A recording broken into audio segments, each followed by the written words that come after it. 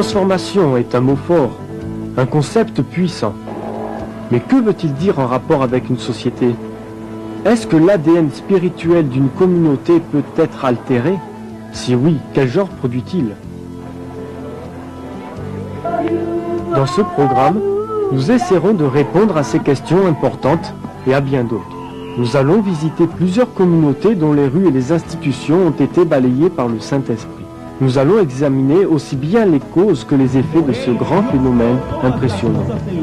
Pour faire George Otis Jr., un homme qui a passé des années à étudier les signes qui mènent à la transformation d'une communauté. La transformation d'une communauté est un concept avec lequel beaucoup de chrétiens se battent. Mais d'où vient cette difficulté? Ma propre observation est qu'elle vient en grande partie des limitations de notre propre expérience de la vie. Demandez aux chrétiens s'ils ont expérimenté un réveil spirituel. La plupart vous diront oui.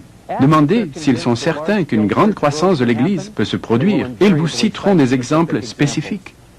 Mais ce que personne n'a expérimenté, au moins dans le monde occidental, c'est une transformation profonde et étendue de sa communauté. C'est pourquoi nous nous imaginons que cela est impossible à atteindre. Mais ceci, est-ce une conclusion valable? Je vous invite à parcourir avec moi 4 communautés qui ont été dramatiquement changées par la puissance du Saint-Esprit. Ces 4 communautés illustrent fort bien ce qui peut se passer quand Dieu vient dans une ville.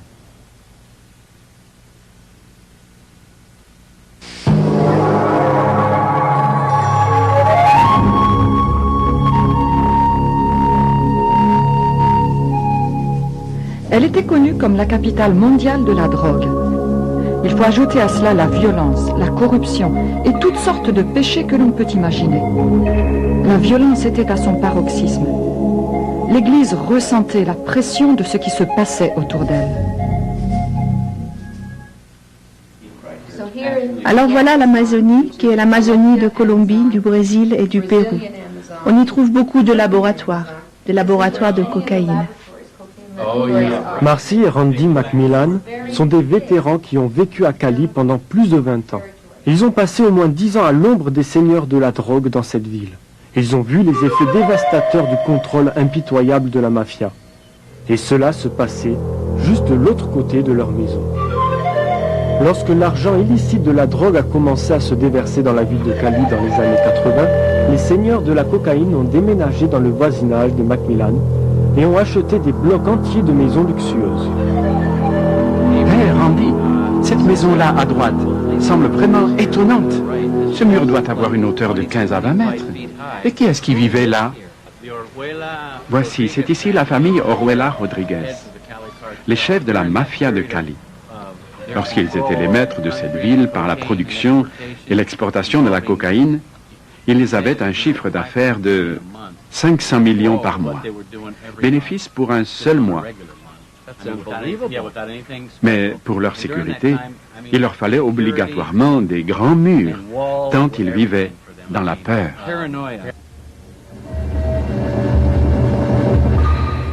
Pendant des années, la Colombie était le plus grand exportateur de cocaïne. Elle envoyait 1000 tonnes par an aux États-Unis et en Europe. Le service américain de lutte contre la drogue, appelé la mafia de Cali, l'organisation criminelle la plus grande, la plus riche et la plus organisée de toute l'histoire. Avec des milliards de dollars à leur disposition, il était difficile de les atteindre, particulièrement dans la ville de Cali. Ils contrôlent toute la situation socio-économique, politique et même religieuse. C'était terrible. En ce temps, le trafic de la drogue à Cali était l'un des plus forts dans le monde. Les gens mouraient facilement. Si dans la circulation tu te trouvais au milieu d'une fusillade, c'était un miracle si le chauffeur et toi n'étiez pas tués. Les gens de la ville vivaient dans la peur. J'ai personnellement vu 5 personnes tuées à Cali. Beaucoup de journalistes ont été tués parce qu'ils dénonçaient ce que la mafia faisait en Colombie. Les décisions politiques importantes pour le pays étaient contrôlées par l'argent de la drogue. Tous les aspects de la société étaient ainsi influencés. Ça touchait à tout, absolument tout. Ce que vous voyez ici n'est qu'une des 1200 propriétés qu'ils avaient à Cali. Marcher librement dans les rues qui ont connu tant de terreur est un témoignage des changements remarquables qui ont lieu à Cali. Mais où est-ce que tout cela a commencé? Cette histoire, tout comme les autres, récit de transformation, est enracinée dans le cœur des intercesseurs, des hommes et des femmes qui avaient des oreilles pour entendre ce que Dieu disait. Dieu nous a parlé en nous demandant de venir à Cali. Ruth Roybal et son mari Julio sont venus à Cali en 1978. Ils étaient choqués de voir de grandes ténèbres sur la ville. Mais Julio était convaincu que si le peuple de Dieu se mettait ensemble et priait, l'emprise de l'ennemi serait brisée. Il y avait seulement un problème. Personne ne voulait le faire. Il n'y avait pas d'unité entre les églises. Chacun menait sa vie chrétienne à sa guise et se contentait de bénir ses frères, leur souhaitant de merveilleux moments dans leur église. L'association des pasteurs était seulement un jeu d'écriture, mais rien n'avait d'effectif. Chacun travaillait de son côté. L'unité n'était pas du tout recherchée. Après un désaccord, Julio s'est retiré de l'association des pasteurs qui était déjà précaire. Mais il réalisa qu'il contribuait encore à la désunion. Dieu lui dit, tu ne dois pas t'offenser. Tu dois pardonner.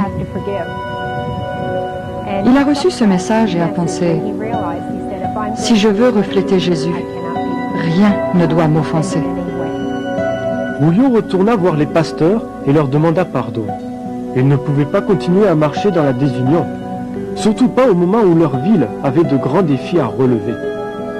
Nous avons commencé à dire, bien, quel espoir avons-nous? Il y a tous ces organismes internationaux, ainsi que toutes les autorités colombiennes contre la mafia de Cali. Mais rien ne s'est jamais produit. Préoccupés par cela, nous avons commencé à prier et intercéder en demandant au Seigneur de nous montrer comment prier. Et c'est ainsi qu'il nous a fait comprendre nos racines spirituelles.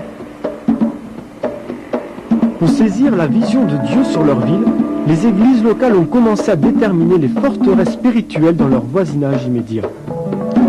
Voilà ce que nous faisions. Randy trouvait des cartes de la ville. On y trouvait les différentes zones qui se partageaient en plusieurs quartiers.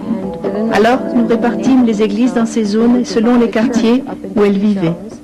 Et il nous fallait ramener un rapport sur tous les problèmes observés, des problèmes fréquents et bien établis dans leur zone. Une des découvertes troublantes était la grande implication de la ville dans l'occultisme. Même les patrons des réseaux de drogue étaient des clients des médiums, des guides spirituels. Ils étaient fortement enracinés dans des pratiques occultes et impliquaient les responsables religieux. Cela leur donnait donc le pouvoir, sans compter celui que leur donnait déjà l'argent. Quand ils ont commencé à combattre les forteresses spécifiques de la ville, les pasteurs de Cali sentirent que Dieu les amenait à rassembler leurs fidèles pour une nuit d'adoration et de prière commune. Au début, le problème était que les gens disaient « ça ne va pas marcher, il se peut que les gens ne viennent pas » et beaucoup s'y sont opposés. Mais nous avions des responsables qui ont osé entreprendre. Ils ont osé, comprenant que c'était la volonté de Dieu. En 1995, nous avons eu la première veillée de prière. Diciendo, Cristo vive! Did you feel the mountains tremble? Ils ont prié contre les principautés et les puissances. Ils ont prié pour l'unité, en comptant sur Dieu pour qu'il se manifeste dans les églises. À ce moment, le maire est monté sur le podium et a prié pour Cali et a dit « Cali appartient à Jésus-Christ ». Lorsque les chrétiens entendirent ces paroles venant du maire de la ville, ce fut une confirmation de ce que l'Esprit Saint faisait dans la ville. 48 heures après l'événement, le journal quotidien titrait « Aucun homicide ». Pour la première fois de mémoire de citoyens, Cali avait eu un week-end entier sans un seul meurtre. Un événement digne d'attention dans une ville qui comptait en moyenne 15 meurtres par jour. Après les principaux fruits de la prière, des programmes d'intercession ont continué et c'est là que l'on a commencé à voir les résultats. 10 jours après, le premier patron du réseau de drogue est tombé. Dieu était en train de changer la vie.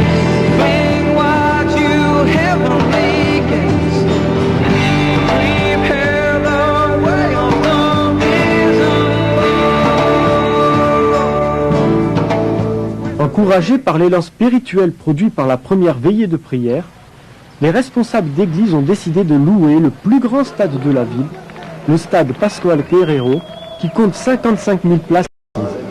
Leur foi fut récompensée par la présence de 60 000 croyants venus adorer et prier au-delà des barrières dénominationnelles.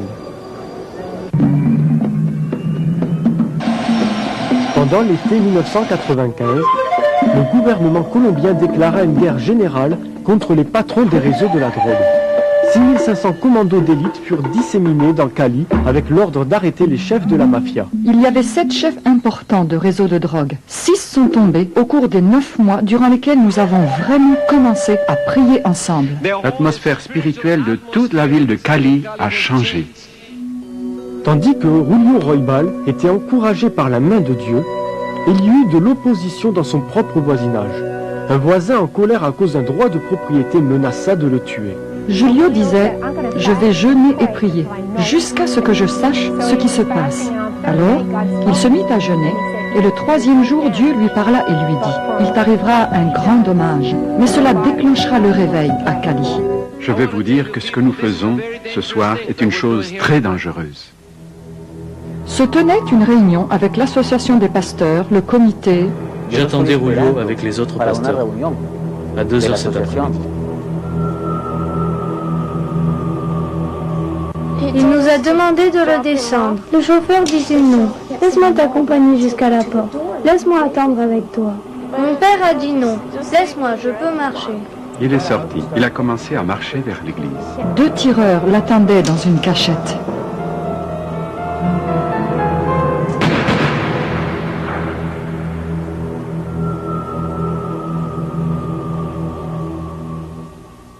C'était la dernière fois que je le voyais.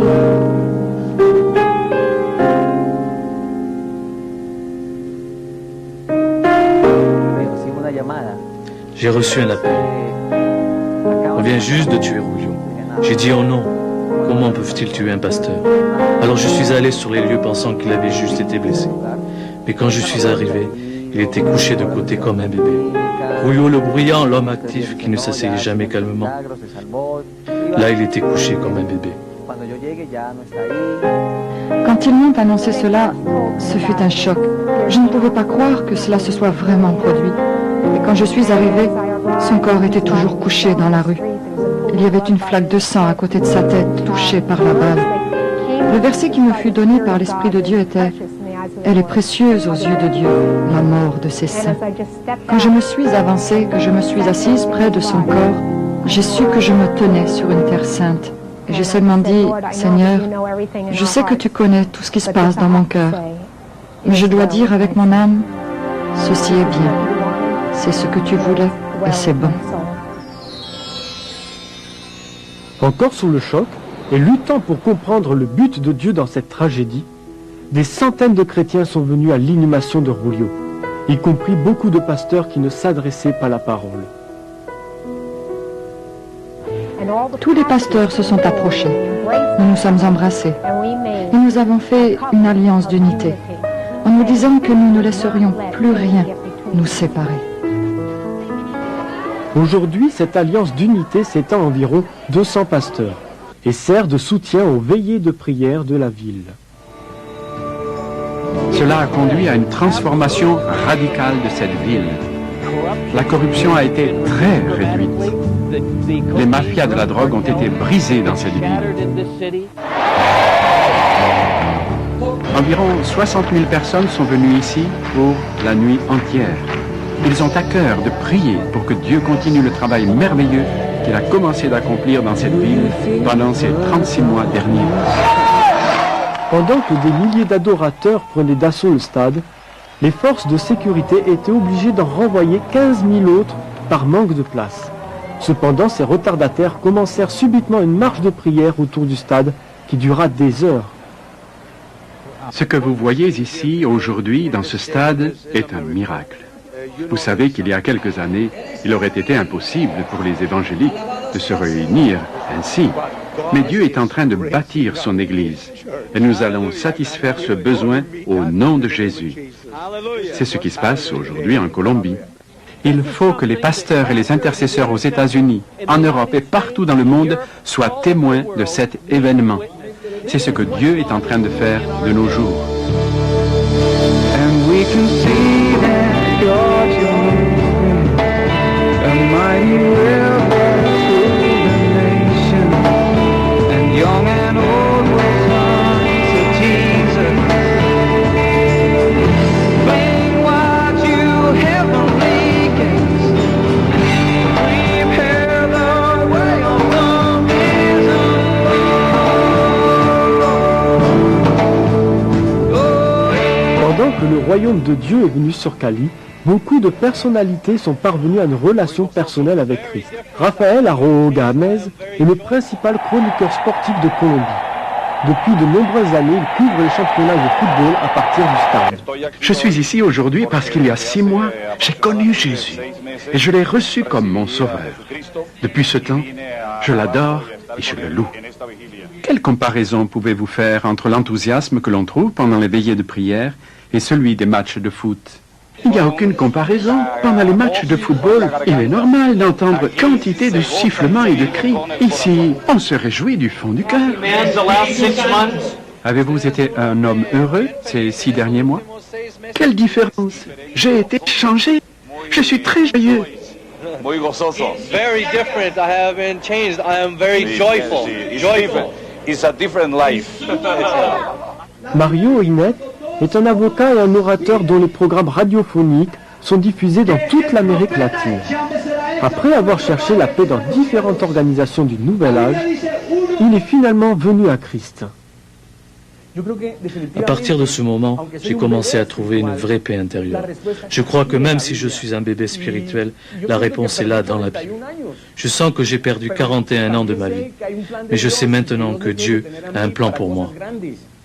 La nouvelle passion de Mario est d'apprendre les voies de Dieu et de le servir par les médias. Je comprends que Dieu est en train de me dire, tu ne dois plus servir Dieu selon ta vision, mais selon celle de Dieu. Et j'ai dit oui, qu'il en soit ainsi, Seigneur. Ce que tu veux, mais utilise-moi, je veux te servir.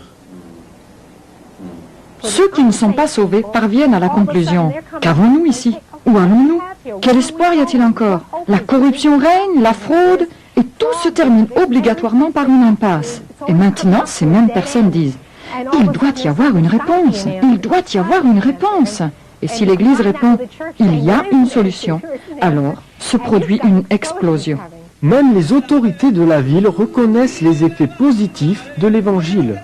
Les autorités disaient au président de l'association des pasteurs, « Hé les gars, écoutez, nous avons besoin de plus de serviteurs de Dieu dans le gouvernement. Nous avons besoin de gens honnêtes comme vous. » Et le maire avait dit, « Je ne peux pas vous facturer l'utilisation du stade parce que vous nous rendez service. » Maintenant, il voit une église qui apporte quelque chose de positif.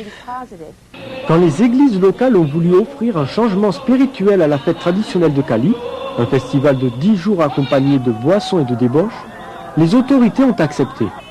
Non seulement ils donnaient gratuitement aux chrétiens le vélodrome de 22 000 places assises, mais ils s'engageaient à prendre en charge la publicité, la sonorisation et la sécurité. Cette nouvelle ouverture à l'évangile est en train d'affecter la société à tous les niveaux. Aujourd'hui, ce n'est plus une chose étrange d'avoir le Seigneur dans nos vies quotidiennes. La classe aisée reconnaît qu'elle a besoin de Jésus dans sa vie. Elle ne voit pas cela comme quelque chose de ridicule. Auparavant, elle pensait que c'était une plaisanterie. C'était la plus mauvaise chose que vous puissiez évoquer dans une conversation. Aujourd'hui, on peut parler de Dieu. Et tout le monde vous respectera et s'intéressera à vos paroles. La croissance explosive de l'Église se produit dans toute la ville, sans tenir compte des barrières dénominationnelles. Demandez aux pasteurs de définir leur stratégie et ils vous diront « Nous n'avons pas le temps pour planifier. Nous sommes très occupés à tirer les filets dans la barque. Le nombre de fidèles grandit. Une Église a plus de 35 000 membres. » Ils ne peuvent pas entrer tous en même temps. Alors le dimanche, ils ont 7 services. Ils ont un culte à 7 heures le matin, un autre à 9, à 11, à 1 heure, à 3, 5 et à 7 heures la nuit. Quelle explosion, et particulièrement dans cette église.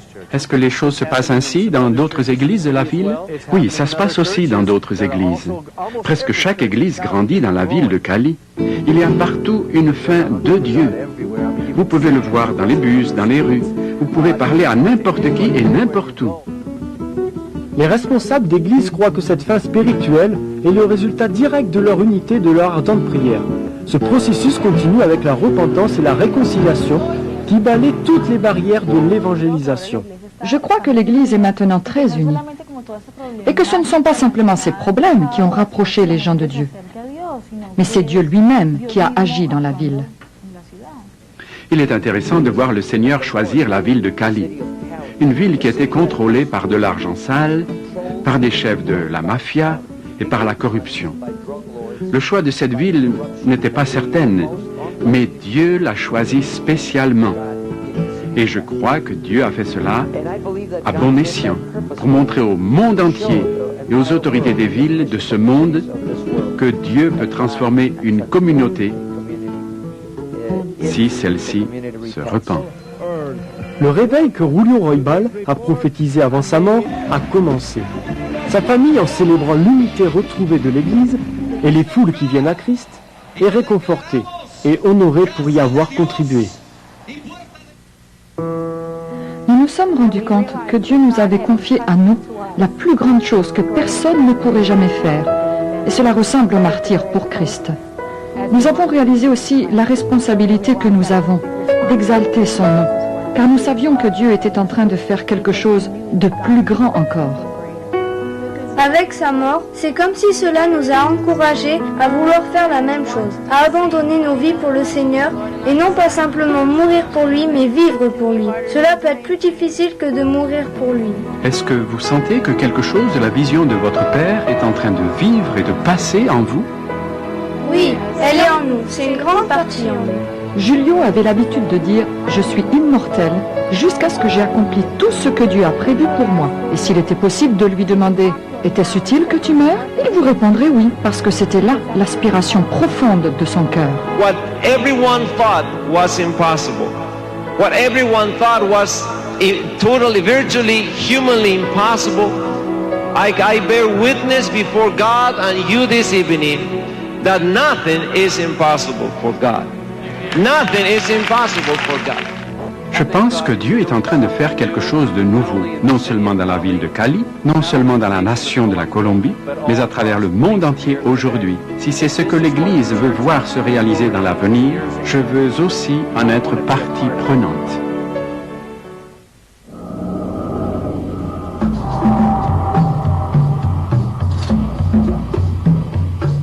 Kiambu est une ville qui avait un sombre passé. En fait, son histoire était la pire de notre pays. Elle était bien connue à cause du viol et de la violence. La ville n'avait pas de croissance, les églises non plus. Personne ne voulait aller dans cette ville à cause de sa mauvaise réputation.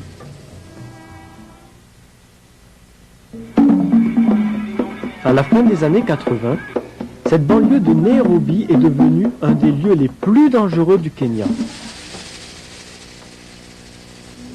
Les bars étaient plus nombreux que les églises et les boutiques.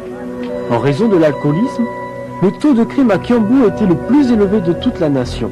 Personne, et particulièrement les femmes, n'osait sortir dès que la nuit tombait. Les fonctionnaires payaient des pourboires pour éviter leur affectation à Kiambu. En dépit des nombreuses années d'efforts dans cette ville de 65 000 habitants, aucune église n'a jamais pu croître au-delà de quelques douzaines de membres. Comme l'un des pasteurs le dit, nous prêchons l'évangile ici, mais les hommes ne sont pas sauvés. Le Seigneur nous a parlé à mon épouse et à moi en 1988 en nous disant de venir à Kiambu et d'y implanter une église. Les serviteurs de Dieu itinérants, Thomas et Margaret Mouti, n'ont pas été effrayés lorsque Dieu les a appelés dans la ville de Kiambu. Ils savaient que l'implantation d'églises dans ce cimetière de ministère ne serait pas facile. En fait, les collègues pasteurs à Nairobi pensaient que cette idée était de la folie. Ils n'hésitaient pas à le dire. Mais les Moutis s'étaient rendus compte que pour réussir, ils devraient identifier et combattre la source de l'oppression spirituelle de Kiambu. La Bible dit dans Éphésiens chapitre 6 verset 12 que nous ne luttons pas contre la chair ni contre le sang, mais contre les puissances, les principautés. Ainsi notre problème, ce n'était pas les habitants de la ville, mais les œuvres du diable au milieu des hommes. Pourquoi les garde-t-il dans cette voie? Pendant 6 mois, les Moutis s'étaient consacrés à la prière fervente et à la recherche. Alors, nous avons demandé à Dieu, quelle est la racine du problème? Nous avons prié, nous avons jeûné. Le Seigneur nous a montré un esprit de sorcellerie qui reposait sur cet endroit. Ils ont découvert que beaucoup de choses qui se passaient à Kiambu étaient liées à une puissante femme nommée Mama Jane. Bien qu'elle se dise chrétienne et qu'elle ait appelé sa maison de divination Clinique Emmanuel, ses affaires étaient de la pure sorcellerie.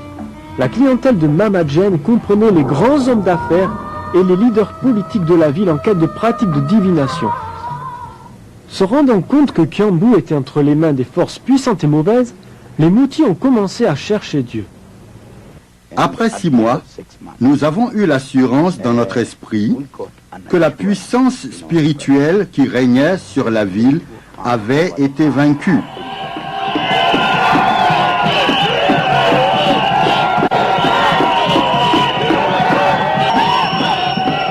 Saisissant cette occasion, Thomas fit sa première croisade. Vers la fin de la première semaine, plus de 200 personnes avaient donné leur vie à Christ. Sans tarder, les guérisons et les conversions devinrent des choses communes. Quand le hall municipal ne pouvait plus accueillir les foules, Thomas a amené la congrégation dans le sous-sol d'une boutique voisine. La prière durait 2 tours d'horloge et cette cave fut appelée « caverne de prière ». Affligée par ce changement, Mama Jane commença à contre-attaquer par la sorcellerie. Une grande oppression descendit sur les réunions de prière et de louange. Elle resta jusqu'à ce que les anciens découvrent les œuvres de Mama Jane en dehors de l'église.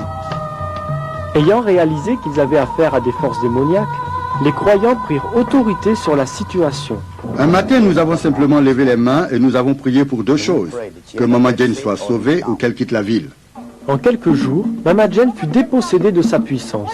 Elle fit ses bagages et quitta la ville dans les semaines qui suivirent. Dès que cette puissance de sorcellerie qui était sur Kiambu fut brisée, la présence de Dieu commença à venir sur la ville. L'atmosphère entière changea. Alors qu'auparavant, les gens avaient peur de sortir la nuit, Kiambu avait maintenant un des taux de crime les plus bas du pays. Des bars ont été fermés et furent transformés en églises. La ville s'est épanouie. Nous avons vu un changement réel. Et avec la présence de Dieu, il y a naturellement beaucoup de bouleversements. Ce que nous voyons aujourd'hui, c'est la prospérité. Maintenant que Kiambu a du renom, les gens de Nairobi se bousculent pour avoir des maisons là-bas. La population a connu une croissance de 30%.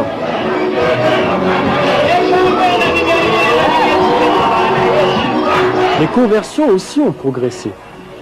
La caverne de prière de Kiambu, connue sous le nom d'église de la parole de foi, a atteint plus de 5000 membres. C'est bien pour une ville où la moyenne des fidèles dans les églises allait de 30 à 40 personnes.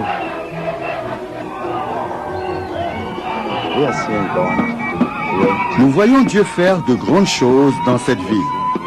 Nous voyons des vies changées, des criminels, des prostituées et toutes sortes de personnes venir à Jésus. Comme Thomas l'a dit rapidement, la recette pour le succès continu passe par la prière. Prier, c'est communiquer avec Dieu. C'est aussi simple que cela. C'est parler à Dieu qui a la puissance de changer les situations.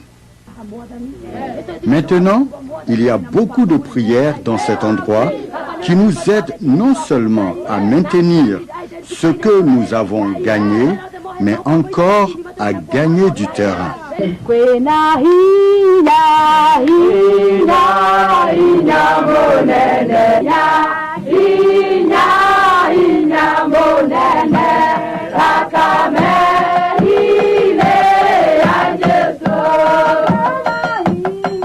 Chaque jour, plus de 400 intercesseurs se retrouvent pour prier. La réunion commence à 6 heures du matin. Ils l'appellent leur gloire du matin. Cela est complété par la veillée de prière de vendredi et les réunions de mercredi soir appelées opération tempête de prière. La prière produit une puissance et c'est extraordinaire. C'est une puissance qui transforme. Je l'ai vu transformer cette ville. Si Dieu peut le faire à Kiambu, il peut le faire n'importe où dans le monde.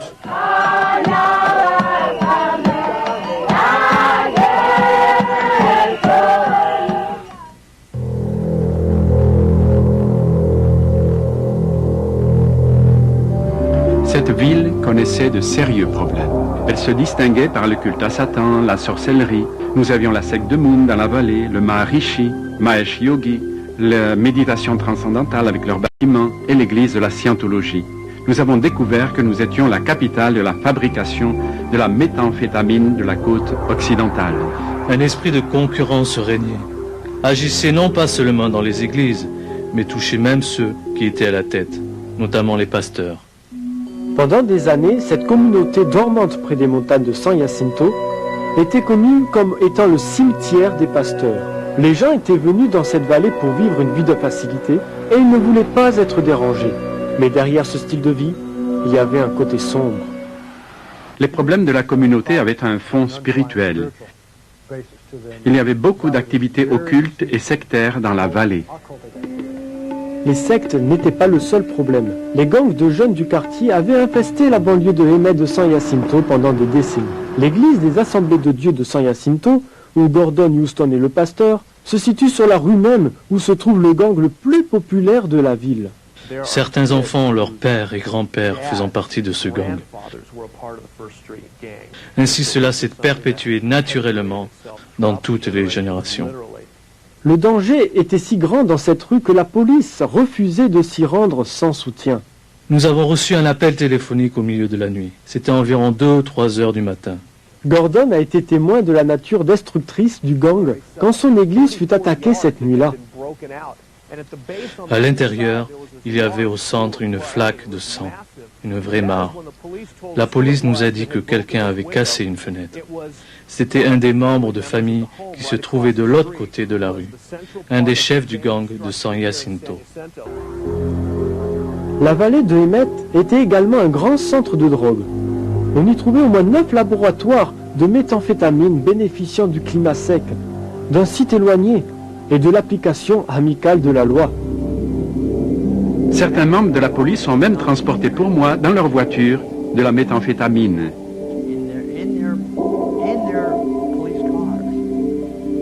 Sony a souvent préparé assez de doses en un mois précis pour fournir plus d'1 million de personnes. Une grande partie de la poudre mortelle sortait de la ville sous forme de feuilles de pierre. La transformation spirituelle de Hemet n'est pas venue facilement. Ni les Beckett ni les Houston n'étaient enthousiastes pour se rendre dans la vallée. Je n'aurais jamais voulu être là. Et pourtant, nous sommes à 25 km de l'autoroute la plus proche, dans une vallée perdue. Mon épouse, Susan et moi, nous avons toujours vécu avec l'espoir qu'un jour, Dieu nous appellerait d'une façon ou d'une autre hors de cette vallée. Les Houston n'avaient même pas déballé leurs bagages quand ils sont arrivés en ville. Nous avions notre bébé de 6 mois dans une Pinto Runabout, sans climatisation et avec un siège en vinyle. Nous sommes allés jeter un coup d'œil à l'église et nous avons dit non merci. Dieu commença à parler à mon épouse ainsi qu'à moi-même. Un jour, il me dit, « Serais-tu prêt à passer le reste de ta vie dans cette vallée pour moi ?» Dieu ne pouvait pas me poser une question plus mauvaise que celle-là.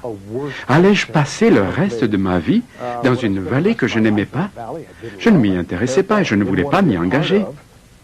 Et Dieu a dit, j'ai un plan si tu t'engages pour cet endroit. Les Beckett ont fait taire la voix qui les invitait à quitter Hemet en achetant une parcelle de cimetière au bord de la ville. Et j'ai dit, à moins que Jésus ne revienne, ceci est ma terre.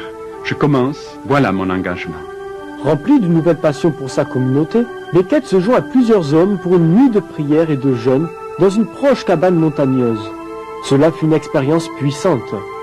Nous savions que nous avions touché quelque chose dans le domaine spirituel qui serait très significatif pour notre vallée. C'est à ce moment que les choses ont commencé à se produire sur le plan spirituel. Dieu a révélé aux intercesseurs des informations concernant toute la communauté.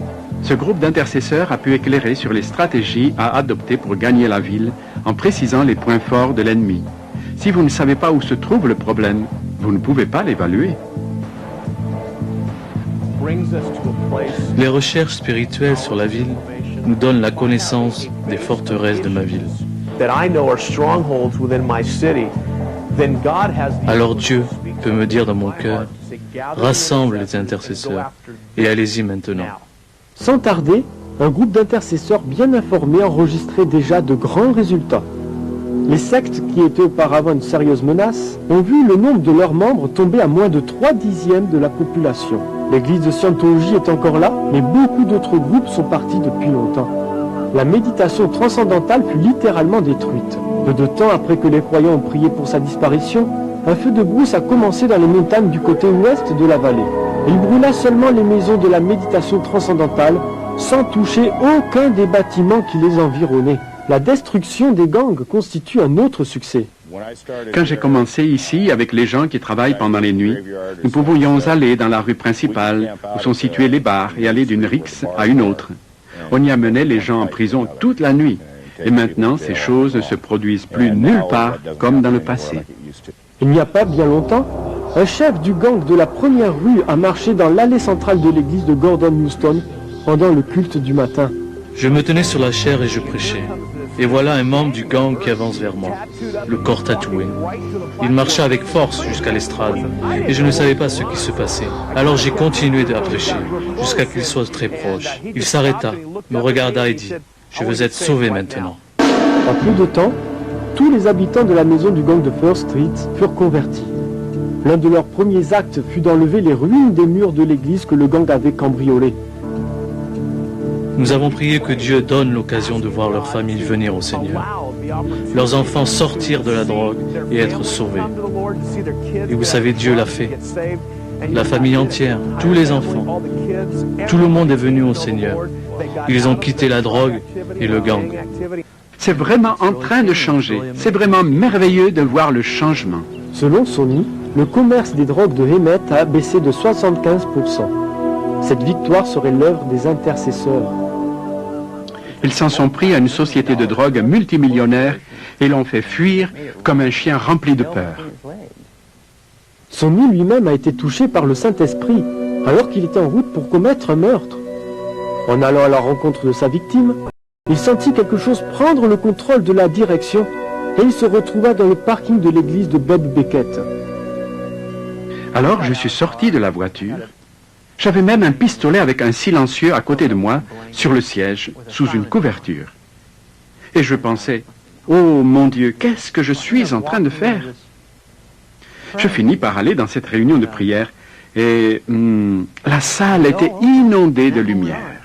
C'était le début du voyage retour de Sony vers le Seigneur, un voyage qui fut mené par la prière.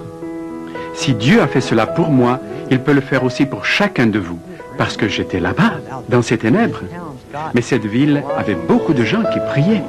Les trafiquants de drogue et les membres de gangs ne sont pas les seuls à être sauvés dans la vallée de Hemet. La fréquentation des églises est montée à environ 14%, le double de ce qu'il y avait il y a juste 10 ans. We lift up a shout,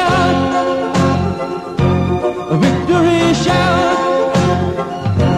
We've overcome by the blood of the Lamb and the word of our mouth. Maintenant, nous avons un maire chrétien, un commissaire chrétien, un chef des sapeurs-pompiers chrétiens et bien d'autres autorités chrétiennes. Plus tard, tous me disaient, comment peux-tu avoir un tel résultat, car le combat est si grand. Je sens que Dieu m'a appelé à cela. Il ne m'a pas encore dit de partir et il ne m'a pas non plus fermé la porte. Au lieu de cela, il ouvre des portes à plus d'églises, à plus de personnes, à plus de chrétiens pour les réunir vraiment. Ces mêmes personnes ajoutaient, vous voulez des chrétiens comme responsables et vous les avez. Maintenant, vous devez les supporter. Et la seule manière de les supporter, c'est par la prière. Beckett estime que 30% environ des policiers sont devenus chrétiens. Un grand nombre de professeurs du secondaire, d'entraîneurs et de directeurs des écoles sont aussi engagés pour le Seigneur. En fait, pendant ces dernières années, environ 85% du personnel des écoles ont été gagnés à Christ. Dieu a bouleversé le système scolaire. Personne ne voulait envoyer son enfant à l'école du district de San Jacinto. Maintenant, nos étudiants ont certaines des meilleures notes. et le taux de renvoi est parmi les plus faibles de toute la région ouest des États-Unis. L'école et toutes les composantes de la communauté sont devenues un lieu où tous travaillent ensemble, car c'est un lieu spirituel. Nous avons remporté les batailles sur le mal et nous avons décidé de réclamer toute la ville. Et c'est ce que nous faisons en travaillant tous ensemble. Et les églises dans la vallée ne se querellent plus, mais sont unies. Maintenant, en tant qu'Église, nous devenons une muraille de pierres vivantes. Maintenant, les églises ne sont pas en compétition et nous échangeons même nos pupitres. Nous avons des baptistes sur des chaires pentecôtistes et vice-versa, des luthériens avec des épiscopaliens. Cela a changé la vie de l'Église. Cela a fabriqué un tissu au lieu d'un filet lâche.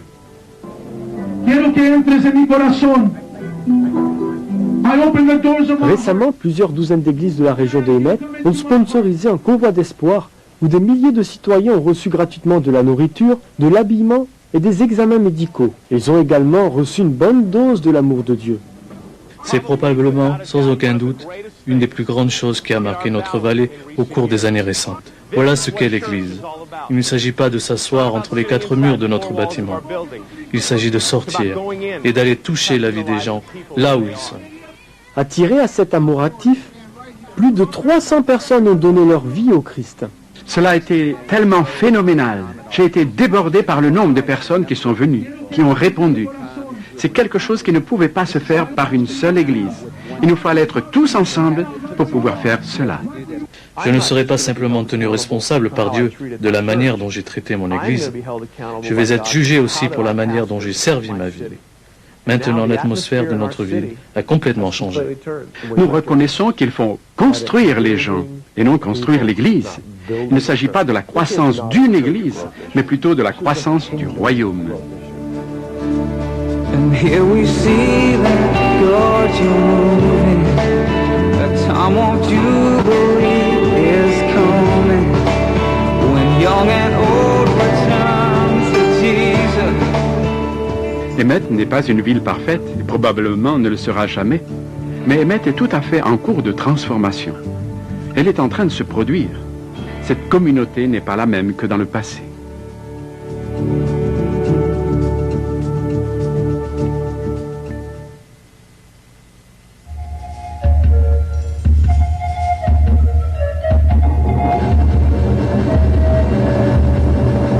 Almolonga était un village très pauvre.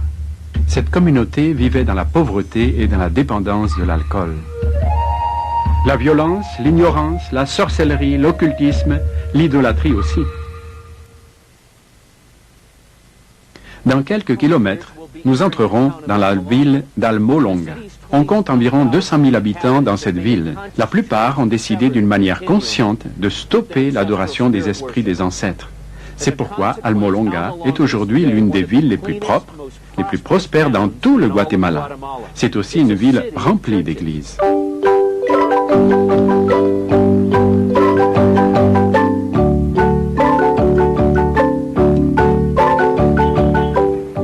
Beaucoup citent Almolonga comme un bon exemple de transformation communautaire au niveau mondial. Cela peut être vrai, car environ 8 citoyens sur 10 se considèrent comme des chrétiens nés de nouveau. Mais cela n'a pas toujours été le cas. Il y a seulement 20 ans, Almolonga était un endroit plein de ténèbres et dangereux. La ville souffrait de pauvreté, de violence et d'ignorance. En plus de cela, l'alcool était le problème principal. Il y a 20 ans, si vous partiez à Almolonga le matin à 7 heures et que vous marchiez dans les rues d'Almolonga, vous auriez vu beaucoup de gens couchés dans la rue, totalement ivres. Nous avions beaucoup de prisons parce qu'il y avait beaucoup de problèmes. Le chef de la police, Donato Santiago, se rappelle que les gens se battaient tout le temps. Les autorités avaient construit 4 prisons, mais n'arrivaient pas à résoudre le problème du mal. Le reste des prisonniers étaient transportés dans une ville voisine. La violence domestique était particulièrement prononcée. J'ai parlé à une femme qui m'a raconté que quand son mari n'aimait pas le repas, elle était battue et mise à la porte. Le pasteur Mariano Riscaay, un des principaux leaders dans le bouleversement spirituel d'Almolonga, a des souvenirs semblables. J'ai été élevé dans la misère. Mon père buvait parfois 40 à 50 jours d'affilée. Nous n'avons jamais eu un vrai repas, seulement une petite tortilla avec un petit verre de café. Mes parents dépensaient le peu d'argent qu'ils avaient dans l'alcool. Pour soulager leur douleur, beaucoup de citadins ont fait des pactes avec des divinités, comme Pascual Bellone, le seigneur de la mort, et Moshmon, une puissante idole. Maximon était en effet la plus puissante idole d'Almolonga. Quand les Espagnols sont venus au Guatemala il y a 500 ans, ils ont trouvé le peuple autochtone qui était disposé à vendre certaines choses. Mais il y avait une chose qu'ils ne voulaient pas toucher. C'était Maximon. Cette idole était très importante pour eux. Ce syncrétisme a créé une forteresse puissante. Bien que Moshmon ait pris la forme d'un mannequin en bois, l'esprit qui était derrière l'idole avait un pouvoir tenace sur les gens d'Almolonga. C'est juste un masque en bois, mais il est très puissant, comme une forteresse qui lie les gens. En ces temps de ténèbres, l'évangile ne passait pas bien. Les évangélistes en visite étaient généralement chassés avec des bâtons ou des jets de pierre, pendant que les petites églises locales étaient aussi lapidées. Les chrétiens évangéliques étaient une minorité dédaignée. Une fois, 6 hommes ont braqué un pistolet à la gorge de Mariano. Alors qu'il commençait à appuyer sur la gâchette, celui-ci a silencieusement demandé au Seigneur sa protection. Quand ils tirèrent, rien ne se passa.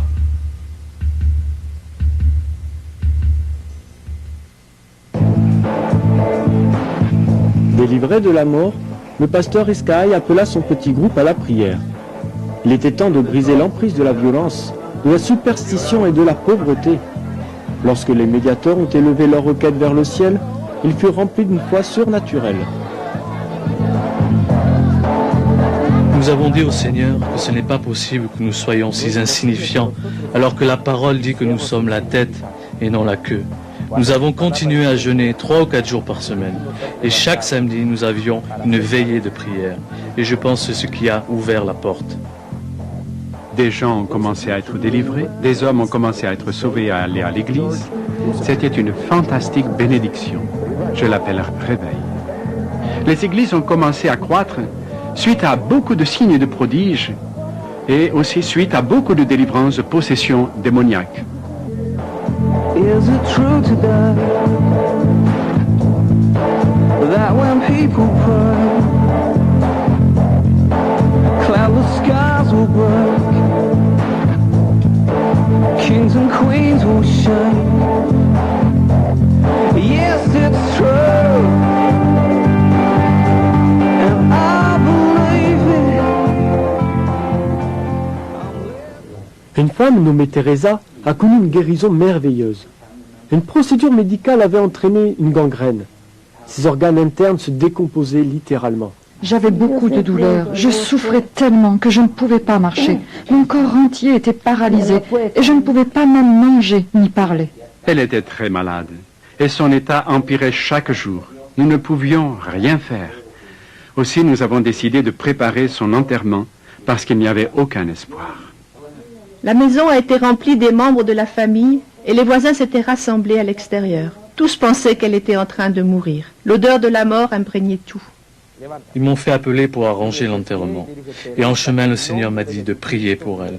Alors je suis allé jusqu'à son lit et j'ai dit, « Au nom de Jésus-Christ, lève-toi ». Et elle s'est levée immédiatement, sans maladie dans le corps. J'ai senti une chaleur. J'ai vu au-dessus de moi une lumière éclatante. J'ai ouvert les yeux et j'ai vu le pasteur. Je me réjouis dans le Seigneur pour ma guérison et je rends grâce à Dieu pour ma vie. Après avoir vu le miracle, ma mère et tous mes frères et sœurs se sont convertis. Avec de tels témoignages, des centaines de personnes ont commencé à donner leur vie au Christ. Quand les gens ont vu que l'Évangile avait commencé à changer les vies, ils s'y sont intéressés. Ils ont été de plus en plus attirés par l'Évangile parce qu'ils ont vu la transformation dans les différentes vies. Maintenant, il y a plus de 2 d'églises évangéliques dans Almolonga, une ville de 19 000 habitants seulement. L'église El Calvario de Mariano Riscaï a 1200 places assises et presque toujours remplies. Mais la présence du Saint-Esprit ne se mesure pas seulement à la croissance d'églises. Une promenade dans la zone commerciale d'Almolonga montre l'impact de la transformation du réveil social. Les rues et les bâtiments sont baptisés de noms de lieux bibliques. Si les étrangers trouvent cette expression publique de la foi extraordinaire, Mariano la trouve normale. Comment pouvez-vous dire que vous aimez Dieu si vous ne le montrez pas? Paul n'a-t-il pas dit « Je n'ai pas honte de l'Évangile » Auparavant, Almolonga était parsemé de bars ou de choses semblables, 36 au total. Maintenant, il n'y en a que 3. Comme la boisson s'est arrêtée, la violence aussi a cessé. Depuis 20 ans, le nombre de crimes dans la ville a beaucoup diminué. En 1994, la dernière des 4 prisons d'Almolonga a été fermée. Le bâtiment transformé s'appelle maintenant le hall d'honneur. Pour le chef de police Santiago, ce sont de bons moments. Maintenant, vous n'avez donc aucune prison en ville? C'est vrai, nous n'en avons pas. Parce que vous n'en avez pas besoin? Non, mais parce que plus personne n'a de problème.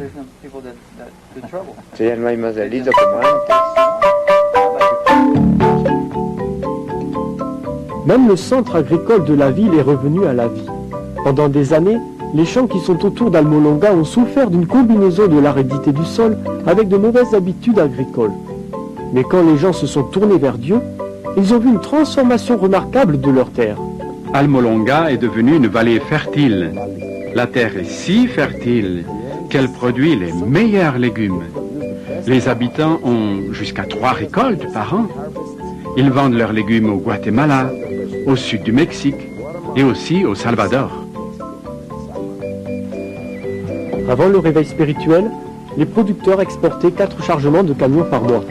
Maintenant, ils quittent la ville 40 fois par semaine. Le lieu est surnommé le potager de l'Amérique et la production d'Almolonga relève des proportions bibliques. Vous devez les voir pour croire.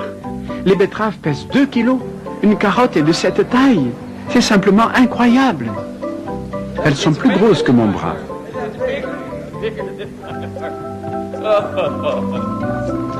Voilà le marchand de légumes d'Almolonga. Intrigués par les dimensions de ces légumes et le taux d'accroissement de 1000% de la productivité agricole de la ville, les chercheurs des États-Unis et d'autres pays étrangers sont venus à Almolonga pour apprendre leurs secrets. Mais la réponse n'a pas été ce qu'ils attendaient. C'est à cause de la sagesse que Dieu a donnée aux fermiers à Almolonga qu'ils ont les meilleures récoltes par rapport aux méthodes scientifiques. Et les fermiers rendent constamment gloire au Seigneur parce que c'est lui qui donne la moisson abondante. Avant, pour les récoltes des radis, cela nous prenait jusqu'à 60 jours. Mais depuis que Dieu a visité la ville, cela ne prend que 40 jours. Et même très souvent, cela ne prend que 25 jours. Vous pouvez réellement voir un parallèle entre la foi des gens et l'amélioration du sol. Quand les gens ont commencé à croire en Jésus-Christ comme Seigneur et Sauveur, les légumes ont commencé à croître. Une fois que les gens ont été libérés, ils ont commencé à travailler. Quand ils se sont mis au travail, cela a rapporté. Ils ont mieux cultivé la terre et celle-ci a commencé à produire davantage. Les fermiers payent au comptant les grands camions Mercedes et les décorent ensuite avec des expressions chrétiennes. C'est merveilleux. Voilà le résultat de l'Évangile qui transforme la communauté. L'idolâtrie et la superstition se sont enfuis, laissant derrière eux un peuple consacré à l'adoration fervente et au travail honnête. Le stoïcisme traditionnel a conduit à l'exubérance sincère. Il y a 20 églises protestantes très actives, très militantes, très impliquées dans la louange, dans l'adoration, dans la délivrance et dans bien d'autres choses. En dépit de leur succès, les croyants à Almolonga n'ont aucune intention de baisser les bras. Beaucoup jeûnent 3 fois par semaine et continuent à assaillir les forces des ténèbres par la prière et l'évangélisation. Quand les villes voisines célèbrent le jour des morts, Almolonga vont en masse adorer le Dieu vivant.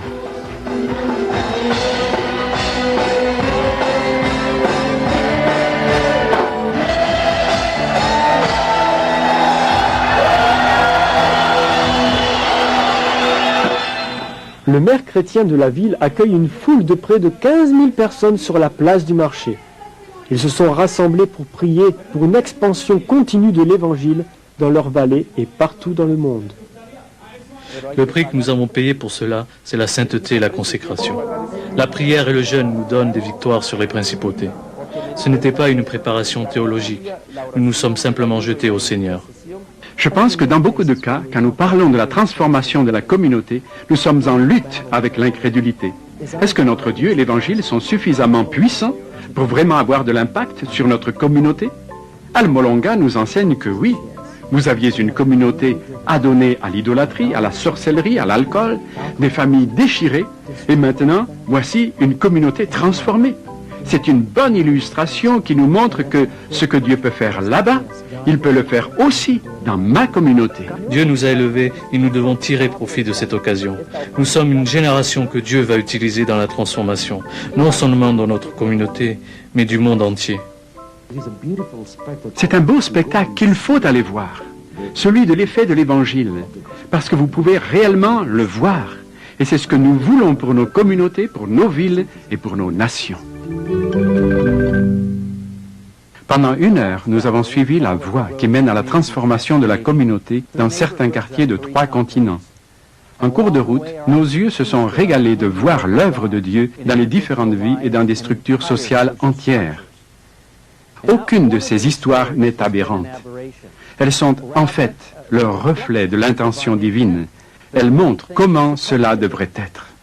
Notre voyage nous a enseigné qu'il y a des étapes que nous pouvons et que nous devrions suivre. Si nous les suivons, nos communautés connaîtront la visitation de l'Esprit Saint. Il s'agit entre autres de demander à Dieu d'augmenter notre soif pour les choses qui attirent sa présence, notamment l'unité, la sainteté, la foi et l'humilité. Parallèlement, nous devons stimuler beaucoup de responsables. Leur vision collective pour la communauté devrait être arrosée par une intercession nourrie et soutenue. Ce que Dieu a fait à Kali, à Kiambu, à Emmet et à Al-Molonga est en effet glorieux. Mais ce n'est qu'une facette de ce qui est maintenant en train de se réaliser dans le monde entier. We lift up a shout,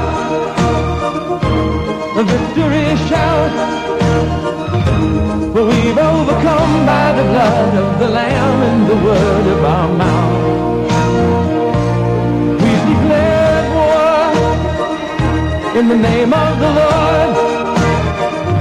We've laid down our lives that the triumph of Christ may resound in the earth.